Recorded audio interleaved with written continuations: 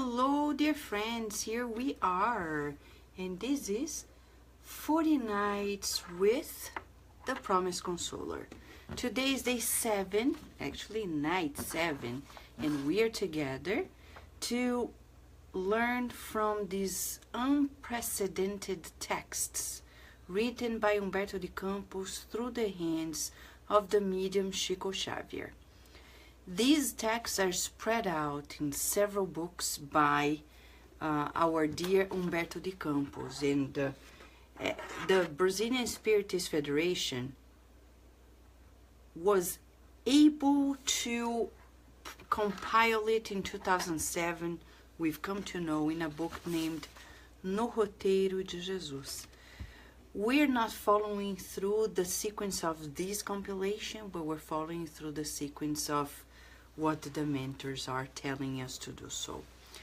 The translations are yet to be published, but whether they are published in written form or not, here we are discussing the teachings, because these teachings are so vital for what we're living at the current time, right? These current times are very challenging, and we need more than ever to calibrate ourselves to what's happening now, to what's happening inside of us. So right now, I would like to invite you to this beautiful opportunity of being with us here and think about what we've been studying, the fact that we are being called to support one another with the truth, but supporting means giving each other this foundation of love and friendship and exchange, not only here in our community, but in our daily lives. These teachings are very beautiful, but if we don't make efforts to apply, it will be in vain. It will be in vain. We have received a lot of credit. It's time for us now to roll our sleeves and multiply these teachings.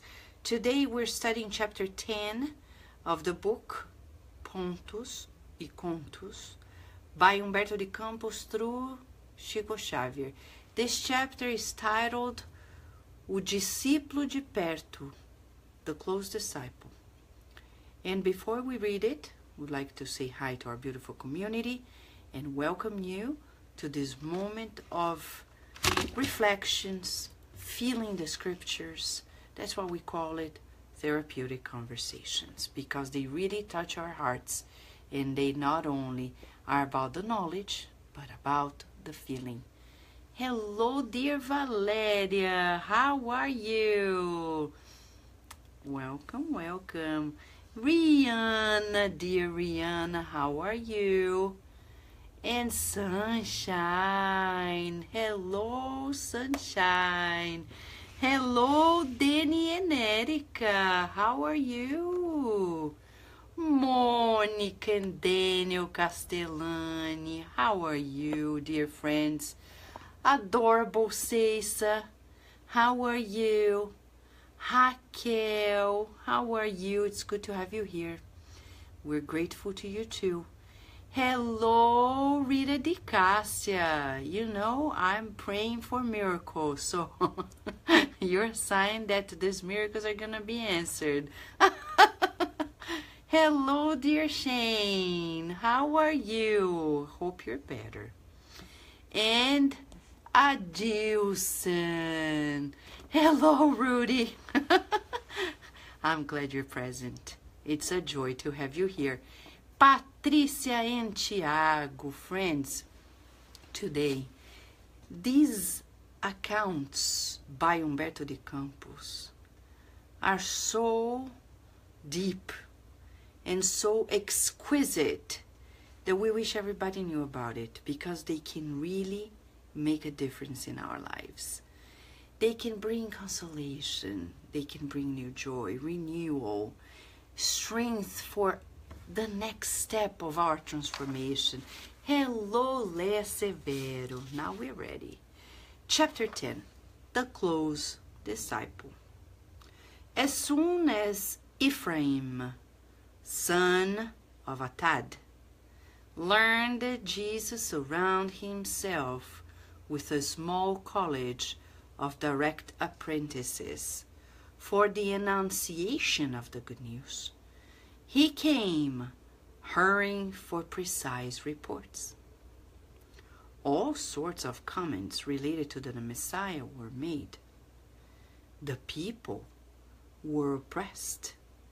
The atmosphere of domination was everywhere, and Jesus healed, comforted, blessed.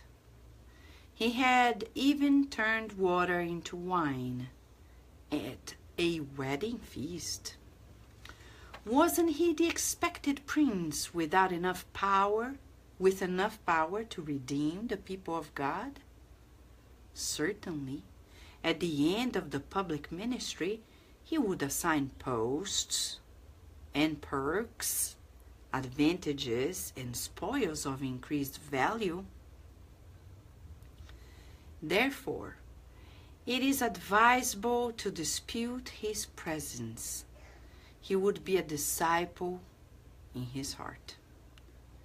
Ephraim's head was firing up with dreams, wishful thoughts of terrestrial grandeur. He sought the Lord, who received him with the kindness of always, though marked with indefinable melancholy. The Christ had entered victorious in Jerusalem, but he was feeling manifested anguish. Deep sadness overflowed the gaze of the Christ, predicting flagellation and the cross that were approaching. Serene and affable, he asked Ephraim to open his heart. "Lord," said the young man, ardent in idealism, "accept me as your disciple. I also want to follow you, but I want a place closer to your compassionate heart. I come to dispute your affection, your permanent companionship.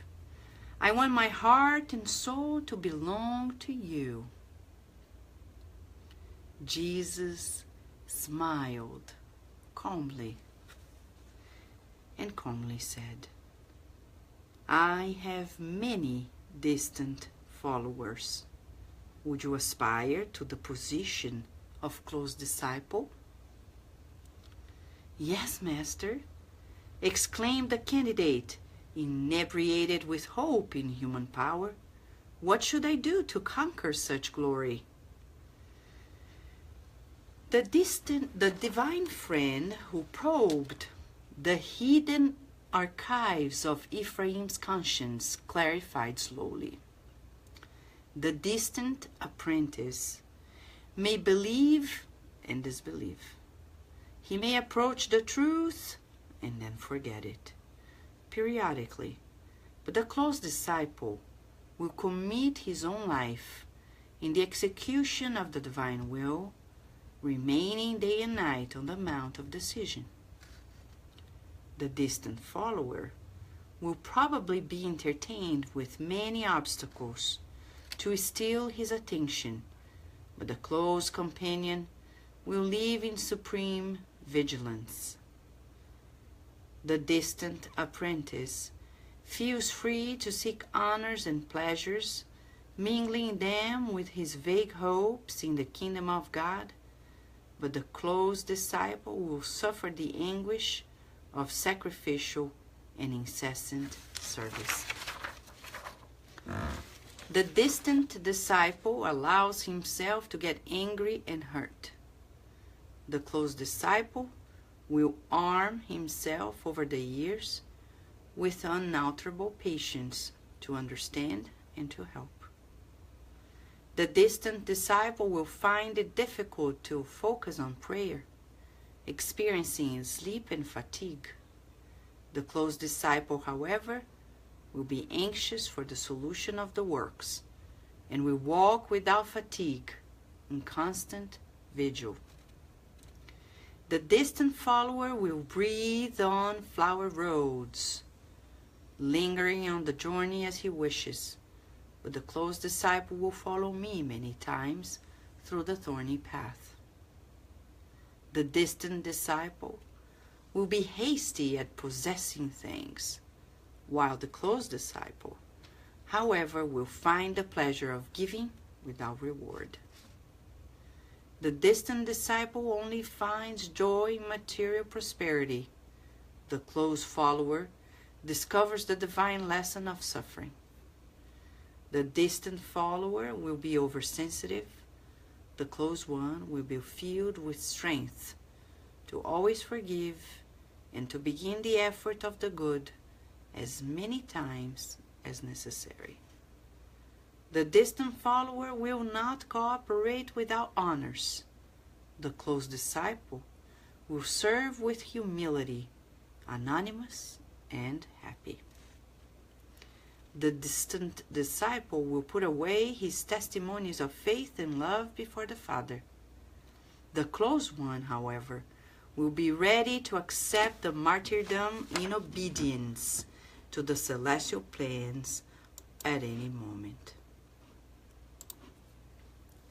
After a long pause, he fixed his sweet eyes on Ephraim and asked, "Will you accept it anyways?" The candidate, somewhat confused, reflected, and exclaimed, "Lord, your teachings dazzle me. I will go to the house of God to thank the holiest, and I'll be back in an hour to embrace your sublime apostolate under oath."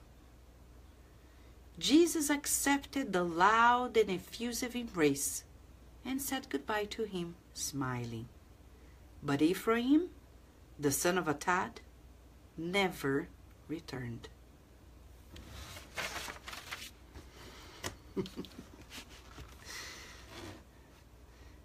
How are you feeling, friends? If you've never read this before, if you did, what are the feelings when you hear such an account? Are you surprised? What are the emotions that are occurring to us right now? You're thinking of yourself. What kind of disciple are we? The distant or the close? You know, Jesus is so loving. He does not judge us. He just gives opportunity. But he's so loving that in spite of the fact that those followers are distant, they call him followers. But you know, for Jesus, it does not change anything, but it changes for the person. So the first therapeutic question we need to ask ourselves is, where are we in regards to this relationship with the Christ of the earth? Jesus, the Christ of the earth. Where are we? Where are we today? We've very likely been followers from afar. And it's likely that this is the first reincarnation. We're closer and closer and closer, willing to be close disciples at hand. But are we? What do we need to do, and what is the point? What a difference does it make in my daily life? Does it make a difference? Does it make a difference for me, for you, the type of disciple that I decide to be? Let us revisit the points and observe where in us we still have that mentality of Ephraim. Okay? Let me just say hi to a few friends that joined us a little later after we started reading. Hello, Cesar. Thank you for being here. Thank you, Rita Di Cassia, for your good sense of humor. Thank you. Hello, McCurfy Claire. How are you? And Melissa. You are there, Melissa, I know. Friends, how much of us still contains these elements that were in the mind of Ephraim? And many people in the world nowadays, they don't care about it. But what about us? Does it make a difference? Let us observe the fact that the human mind usually has this tendency, like Ephraim. We see a person that is displaying benefits, that is bringing blessings, that is bringing something extra. And people gravitate to the person, but they come with different perspectives. Ephraim, he was hurrying up in a very materialistic way. Yeah. And the times that Ephraim was living in and that Jesus came along was very similar in many ways to the one we're living in. The people are feeling oppressed.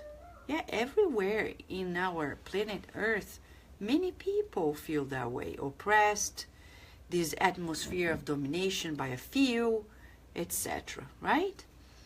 And the message of Jesus becoming brighter and brighter because we're so tired of it, right? We're tired of it. We are hoping for somebody who is going to free us. But in the mind of Ephraim, he had these wishful thoughts of terrestrial greatness. How many people come even to the Spiritist teachings hoping that the day they go watch a lecture, receive some passes, do some spiritual treatment, the next day they're going to get the car they've been dreaming of, the paperwork that they need, they're going to be able to travel in great tranquility to their vacation. They're going to go home and all of their problems are going to be solved.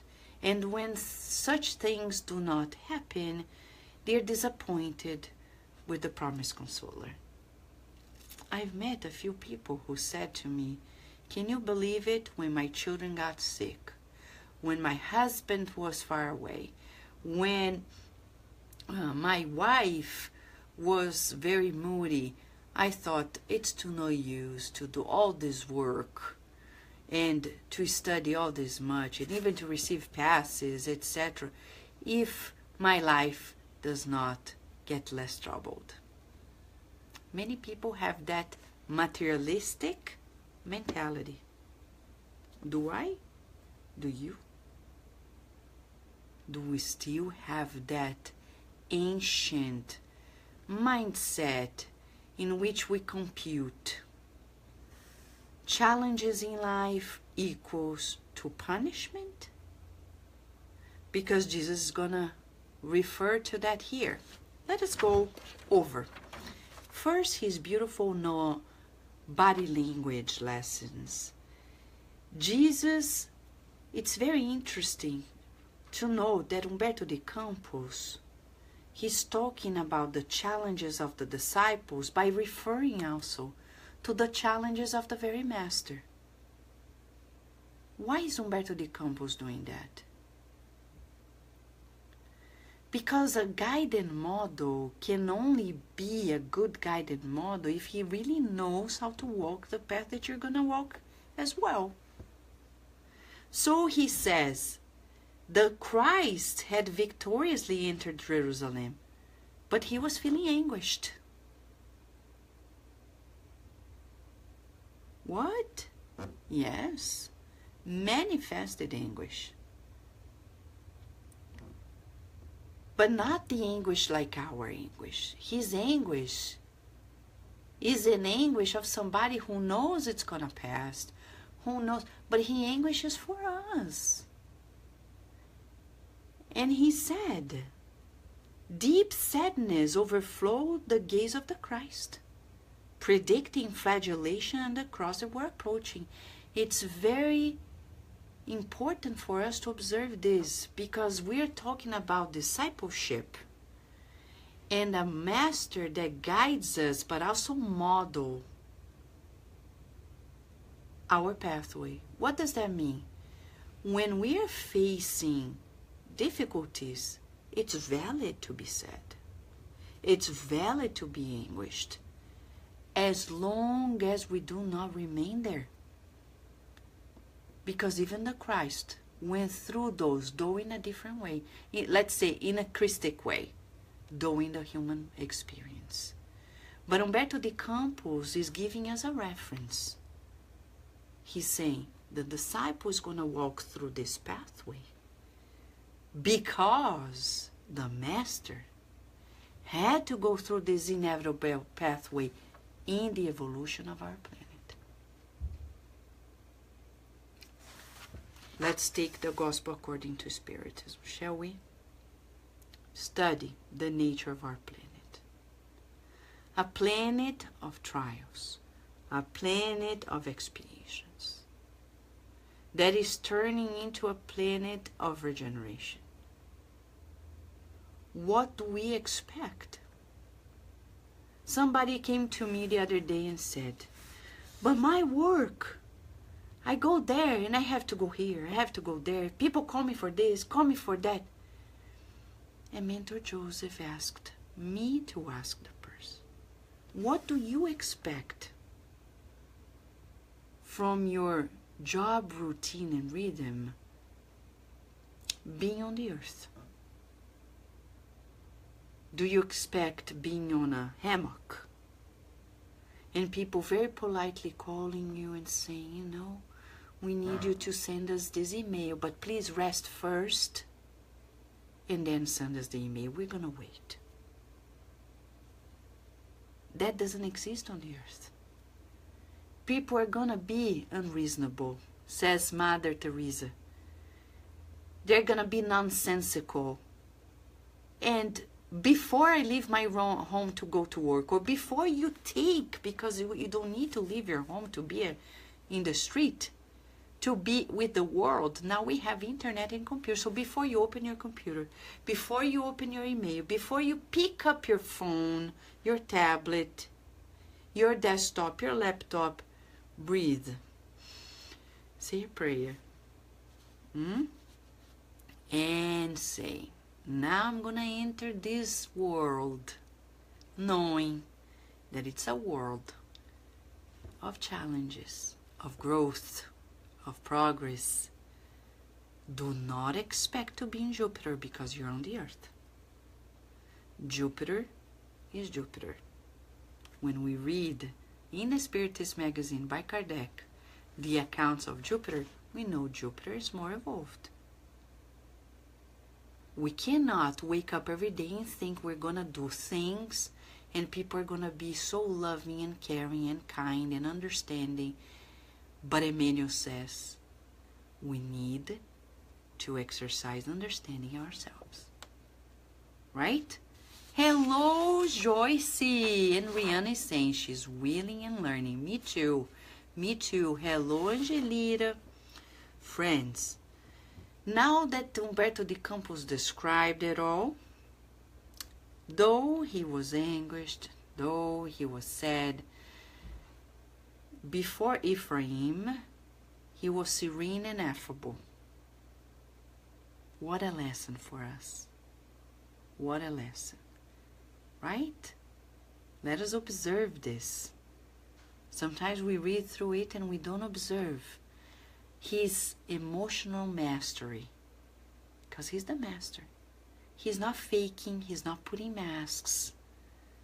But he's fully aware that the emotions that he's feeling about what is going to unfold for him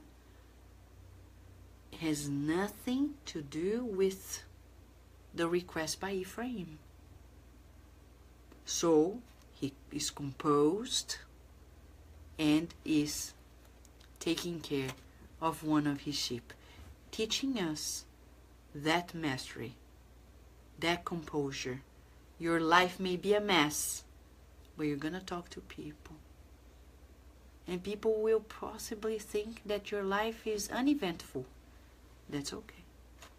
It's between God and us, right? Now, he says, I want to be with you. I want to be your disciple. Jesus smiled as a wonderful master. He knew Ephraim, but he, as a wonderful educator, planted seeds. Because he knows maybe Ephraim's not going to come now, but here's the seed for tomorrow. What a beautiful soul. What a beautiful master guiding our lives. Some people, they say, but it's going to be waste to explain this, that, and the other to this person. Look, this person is a child of God. You explain, but you are not God to wait and for the growth that is only belonging to God. Paul of Tarsus said, I planted. Apollo, another disciple of Jesus at Paul's time, watered, and God is responsible for the growth. So we sow, right? We sow and sow and sow. And then everything else is in God's hands. We can now say, oh, it's a waste of time. It's never a waste. Good news and the good is never a waste. It's always worthwhile. How do you feel about it? How do you feel about it? No. Let's check it out. I have many distant followers. Would you aspire to the position of close disciple? So tonight, in this beautiful journey in the desert of our souls, because this is that Lent period on the earth, the 40 days that Jesus entered the desert, and this is our night 7, fasting from within. That's our journey here together. In this last hour of the day, in our Eastern Standard Time, and we are approaching out. Jesus is approaching us and asking, would you aspire to the position of close disciple? And we would say, yes, what should I do? And Jesus is a master. He's going to teach us. Let's check. It's a checklist, okay? The disciple that is distant from afar, he believes and then disbelieves. He approaches the truth and then forgets it. But the one that is close, the close disciple, will commit his life to fulfill God's will, remaining day and night on the Mount of Decision. What does that mean? Because to really make a decision, we need to make an effort. That's why the reference, the mount. It's like a mount. We need to climb up to make this final judgment about what to do. God's will. How do you know God's will? And Jesus replied to us. God's will is the one when you ask yourself, what would I like to receive? Then that's what I'm going to give to the other one. That's God's will. Hello, Deb. Welcome, my friend. Welcome, beautiful Orlando. Welcome. So, that's number 1, right? The number 1 is about our commitment to the divine will. Some, you're like, okay, I believe in God. And, oh, really? Does God really exist? And then tomorrow, oh, there's the law of action and reaction. And then tomorrow, I don't care anymore. Right? So it's very interesting because then we'll ask ourselves, where are we in that regard, friends? Where are we? Where are we? Second point. The distant follower will be probably entertained with many obstacles to steal his attention. Will be distracted by the world. Oh, I want to travel and do this and visit that museum and da-da-dee-da-da-da. The close companion and disciple will be in supreme vigilance. What is supreme vigilance? Focused. Focused. Like the good student. You go to school, there's a difference between the good student and the not so good student. The good student is focused, knows that he is there to study, to learn more, always available to fulfill the challenges and the duties. The not so good's like, oh, really? We're gonna do this homework? Oh, I wish I could just go home and call my friends to chat. That's the same difference between the close disciple and the distant disciple. It's about our awareness. Once I am committed to God's will and I say I'm going to customize my life to fulfill God's will. What is God's will? I reincarnated to progress. But Vanessa, can't I rest a little bit more and go to a rock concert?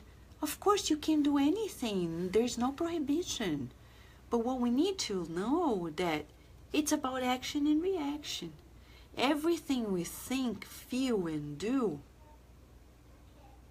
and say is going to have consequences.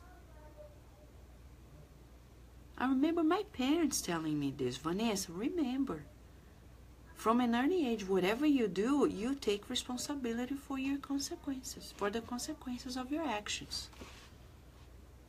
You're free to sow, but you are obliged to reap what you sow. I'm like, okay. Okay, if nobody's gonna clean up for me, I'm not gonna mess up, of course. I was joking at the time when I was young, but it's a reality. It's boosting the discernment. This area, the prefrontal cortex, is the one that is most evolved in humans. And we boost our discernment by learning how to think about consequences, effects of actions. So if you want to help your kid, if you want to help your teenager, and even your companions in life, friends, remind yourself and them, everything I do, there is a consequence. Nothing is left without a consequence. For every thought, there is a mental reflex. That's why our minds become the mirror of our lives. Said Emmanuel in a book, Thought in Life. Right? So we really need to go deeper and deeper and do check 2. Be focused. Remember when Jesus was in his last hour praying, and he wanted John and Peter and James to pray with him, and they were sleeping. And John couldn't understand why, and Jesus came back after his discarnation and said, John, it's about vigilance. Friends, in our world, it's not about being persecutory, thinking that people are after us. No, but are vigilant about ourselves, our thoughts, our feelings, our words, our actions. This is what we call vigilance. Does it make sense to you? Does it make sense? Remember the good student? Focused on the lesson. I'm focused on the lesson. I'm focused on the lesson. I'm focused on the lesson. I'm focused. 2 topics. 3rd topic. The distant follower feels free to seek honors and pleasures, mingling them with his vague hopes in the kingdom of God. Like many people, they believe, they go to the church, they go to the Spiritist Center, And then they go home. Let's party. Let's travel. Let's spend all of our money in the last model of the car, even if we don't use it. Oh, there is a sale here. Let's buy as much as we can because tomorrow, we don't know tomorrow. But one day we want to be happy. How? Only God knows. But the close disciple will suffer the anguish of sacrificial and incessant service. Sacrificial service, incessant service. Like we yesterday heard about the slave woman who came to the temple. She could barely walk. She could barely fulfill her tasks, but she was embellishing the temple. That was a sacrificial service. That was an incessant service. Where are we, friends? Do you give of your time only when you're free and have nothing else to do? Because that's going to be rare. Or can you squeeze in and actually customize your life to the good? What is our mantra? Remember Emmanuel? Seek the good, feel the good, visualize the good, mold the good with all the resources you can muster. And what does that mean? Everybody's feeling upset, but you are seeing the bright side of the story. Right? When you're seeing, wow, what a challenge for me. God trusts me, huh? That's interesting. Because God is trusting that I'm going to be able to see the good in this mess. It's like the dead dog and Jesus pointing the beautiful teeth of the dog in the pathway.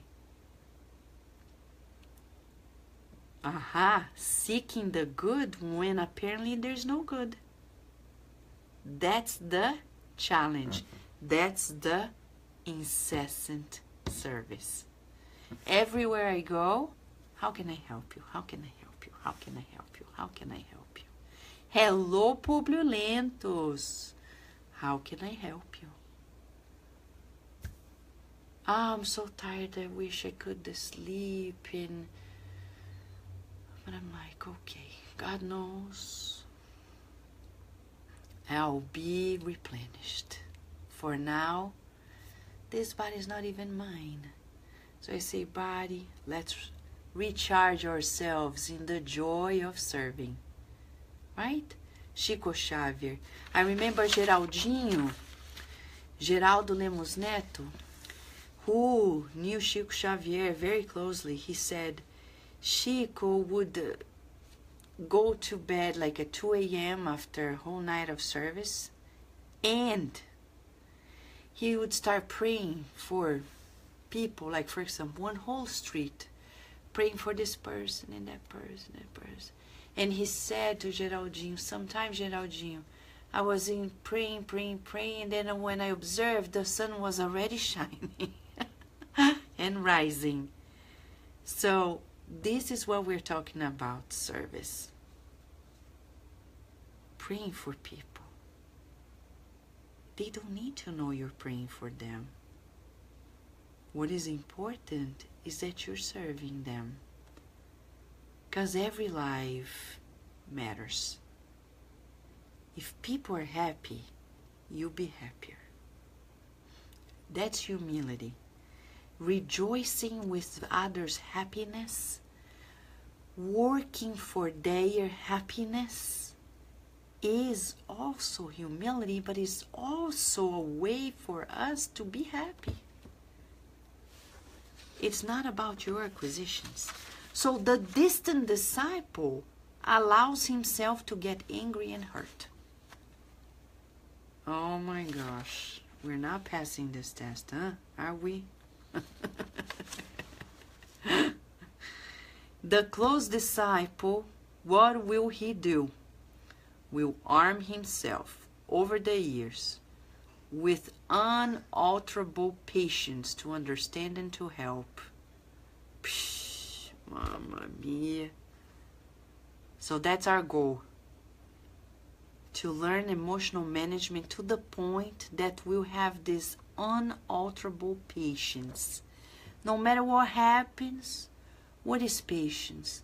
It's the science of peace, the science of learning how to wait, not be anxious, to understand that everybody's gonna get there, including us, that it's worthwhile beginning anew, because to hold grudges is only for the distant disciple. Pause. Do we hold grudges? Do we indulge in getting angry and hurt? Do we?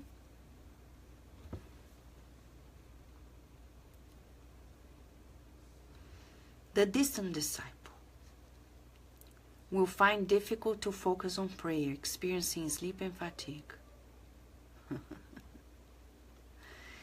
Jesus is saying something that is so common, so common. We so commonly hear people say, oh, but when I pray, I'm so tired, I can't pray. I'm so busy, I don't have time to pray.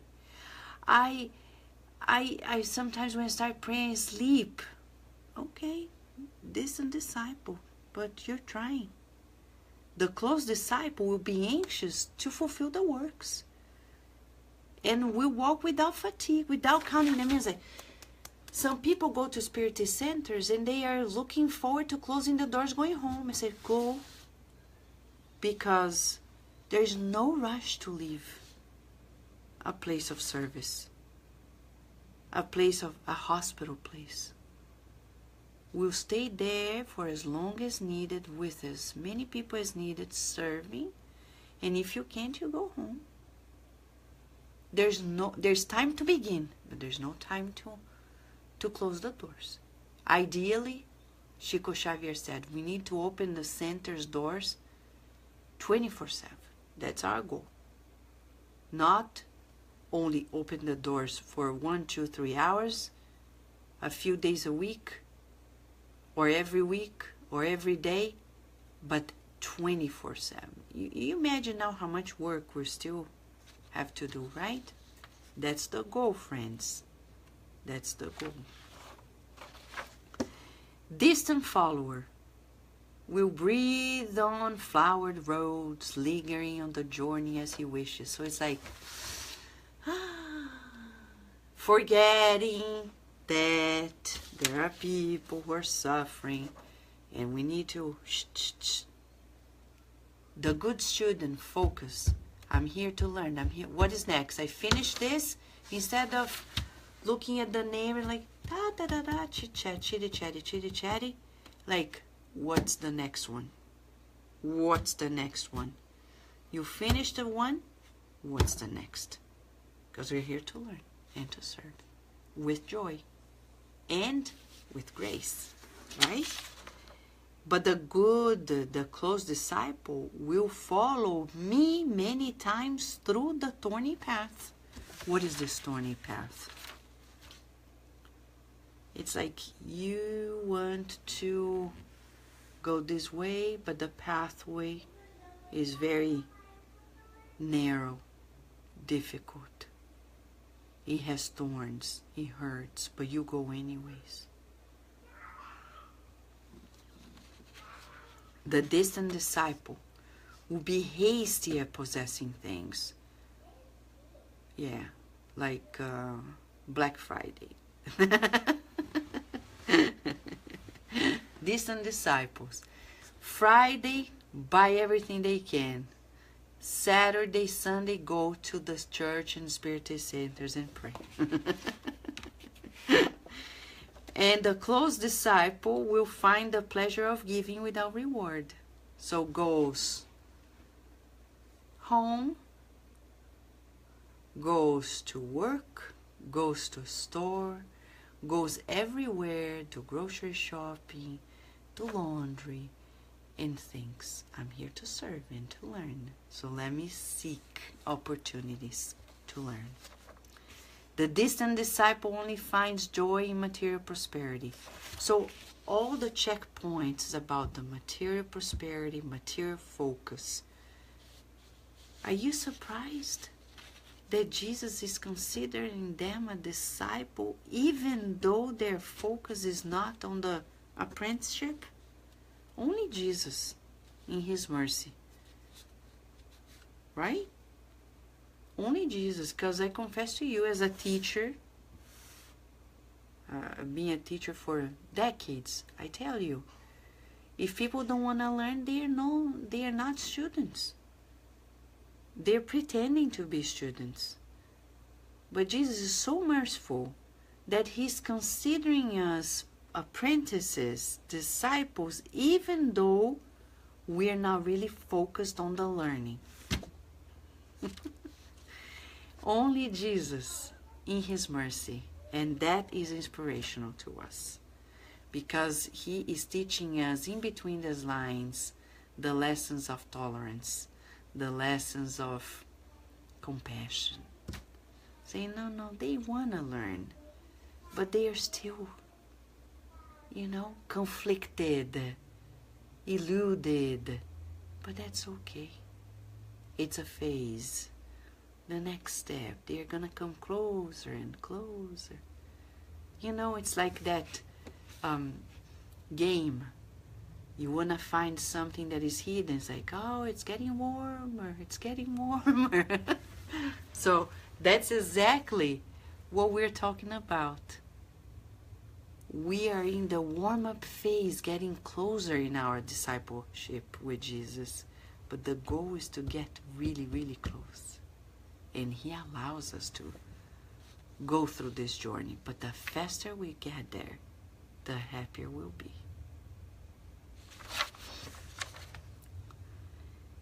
The distant follower will be oversensitive. Melindres in Portuguese. Oversensitive. Oh, it hurts me. Oh, this person is saying this. But the close one will be filled with strength to always forgive and begin the effort of the good as many times as necessary. Always resetting the new, another one, another one, another one. Where are you in that regard? Are you too sensitive? Am I too sensitive?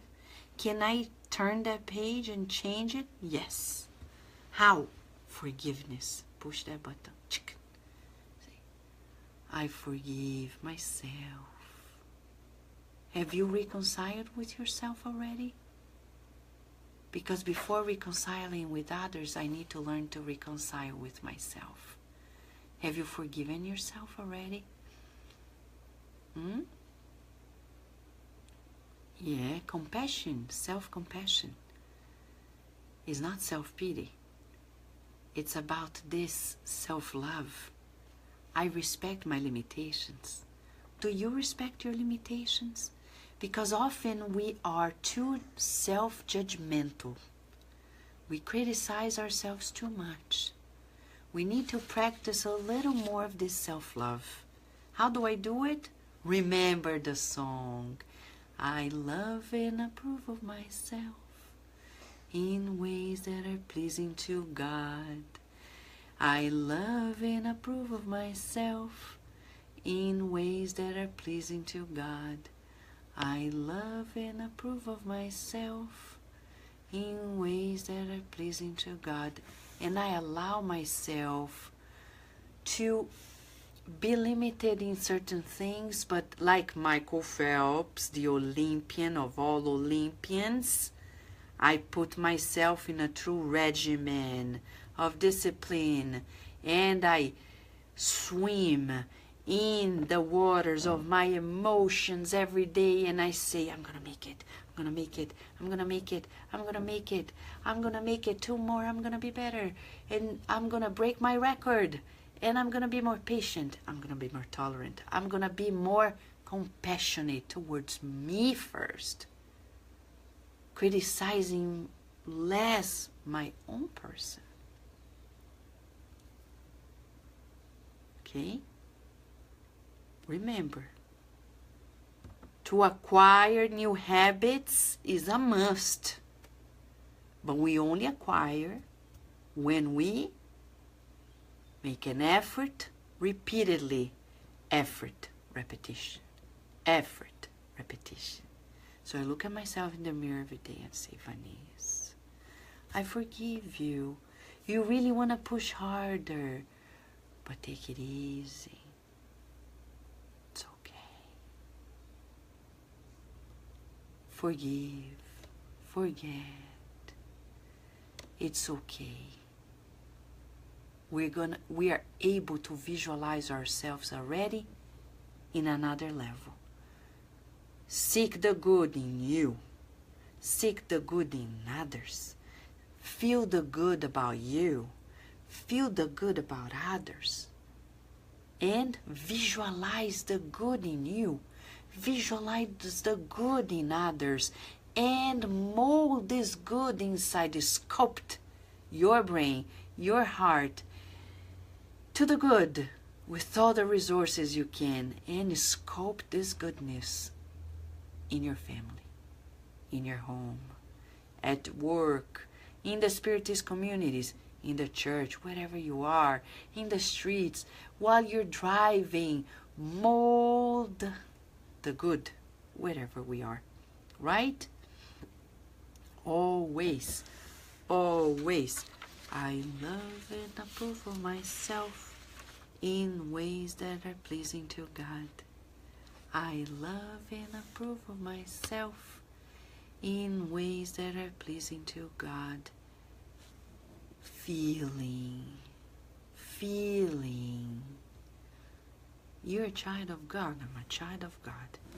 Now, this last moment Jesus is telling us, the distant disciple only finds joy in material prosperity, but the close follower, now this one is very challenging, discovers the divine lesson of suffering. Discover is the word. The lesson that is divine of suffering. So whenever there is a challenge and a suffering, I stop and I say, what do I need to learn from it? It's that non-resistance, like a knife that is coming through my hand. If I resist, it hurts. If I stop resisting, it hurts less. What is God willing to teach me here? Not that God is punishing me. No. But if I am experiencing this discomfort, it's because I need to learn something. To get myself back into the comfort zone of being close to God. In attunement. In harmony. The close disciple will work on that. And feel the good. Seek the good in the suffering. Seek the good in the suffering. Can you seek the good in the suffering? Shall we do this exercise this next 24 hours? That's the homework, okay? Seek the good in the suffering, whatever it is. From a minor cut to a moral anguish. Let's seek the divine lesson, the good in the suffering. Right, friends? Yes. Hello, Amanda. Welcome. Thank you, Sunshine, for your beautiful, loving heart. Thank you. Now, the distant follower will be oversensitive and will be filled with strength to always forgive, right? We already talked about it. The distant follower will not cooperate without honors. The close disciple will serve with humility, anonymous and happy. There are many works that need to be done, but people don't do it. Why? They're waiting for somebody to give them the task, to acknowledge them, to validate them, and then the good work is not being done. But the close disciple needs to do what they need to do in spite of it all.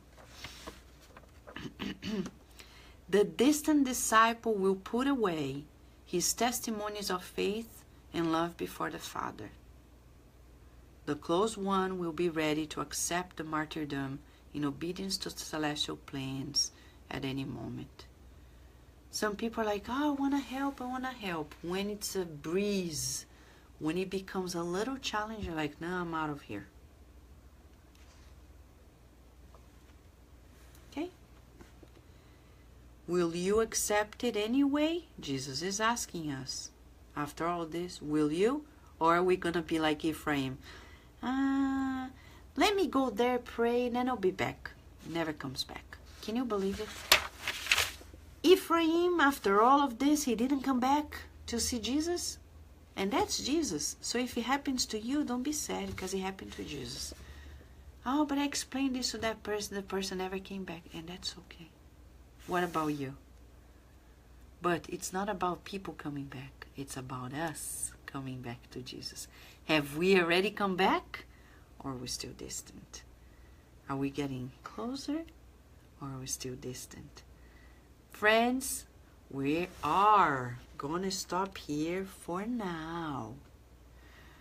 In 24 hours, God willing, I know I'll tell you what we're going to be studying for those who have the Portuguese version. And forgive me because I'm just getting the number of the chapter here so you can study from the book Pontos e Contos, okay? And it's chapter, hold on a second, I'll tell you in a second, chapter number 13. Chapter 13 from the book Pontos e Contos. It's going to be our next one. And you're welcome to join us. Okay? Okay, friends? Thank you for your presence. Let us meditate. We love you, Rudy. And remember, be a close disciple because God loves you. God is so good. God is so good. God is so good. He's so good to us. God is so good to us. God is so good to us. God is so good. He's so good to us. Gratitude, a big hug. Let's keep the good work. And until later, tomorrow.